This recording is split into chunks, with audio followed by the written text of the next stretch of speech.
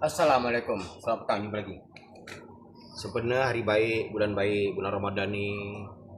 Jadi aku ada peluang. Kalau aku ada salah silap dengan korang, mana-mana aku punya followers, aku mohon maaf lah. Jadi hari ni aku ada satu tutorial aku nak share. Ramai sangat orang tanya aku, bang, kenapa van saya selepas tukar spring dia sengat? Okay. Ni simple aja. Ini spring dia yang lama, tapi spring tak rosak. Yang rosak hanya dia punya getah. Mana getah tadi? Ni getah dia. Getah ni dah hancur Getah dah hancur. Jadi dia kata, bang, saya dah tukar spring baru bang, tapi dia masih sengit lah bang. Kenapa Okey, ni aku nak share kan. Yang ini spring aku tak tukar, pakai balik spring lama. Cuma aku tukar getah atau bush. Jadi semasa korang pemasangan bush, sebelum korang naikkan dekat sana, dekat sini korang kena setting dulu. Setting dia macam ni Jarak daripada lubang utama ni sampai ke setengah getah, jarak dia adalah 10 inci setengah. Dekat sini tengah-tengah getah ni jarak dia 10 inci setengah. Dua-dua kiri kanan sama. Sama, ni yang pertama. Yang kedua,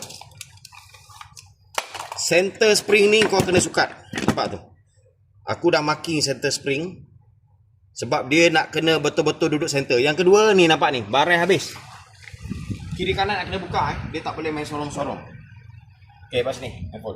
Yang ketiga ni, satu lagi aku nak share. Semasa kau naikkan spring, kedudukan dia mesti center. Ni aku dah marking tu. Lubang tengah ni dengan marking ni, nanti spring nak kena selari dengan marking ni.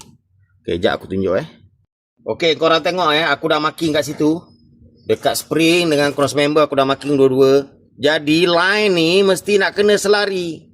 Barulah dia takkan sengit. Okey. Tu nampak aku dah tolak ke tepi, spring ni semua tolak dah. Cekang pakai tu. Ni. Aku pakai jack botol supaya spring ni boleh naik elok. Okey. Jadi sedikit perkongsian lah daripada aku. Harap benda ni bermanfaat. Tak adalah van korang sengit-sengit lagi. Ini korang dah penat tapi van still sengit juga. Lepas tu pening. Okey, terima tu.